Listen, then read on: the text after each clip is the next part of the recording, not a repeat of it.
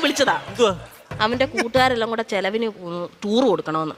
എന്തോ കൊക്കമ്പിച്ചടി പറയും.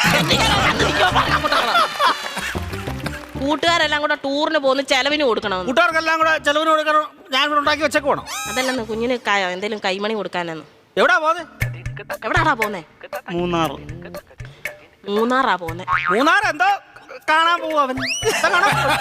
ഇരിക്കാൻ പറ അവനോട്. മൂന്നാർ എന്തോ കാണാൻ പോവാടാ നീ. എന്നും ഞാൻ ഈ വീട്ടിൽ നിന്ന് 2 മരമോത്ത കാണുമല്ലോ. നാട്ടിൽ പോയി അവിടെ പോയി എല്ലാ ആൾക്കാരെയൊക്കെ കാണട്ടെ. എന്നും ഇവൻ ഈ വീട്ടിൽ നിന്ന് ഈ തിരുമോന്ത കാണുന്നില്ലയോ?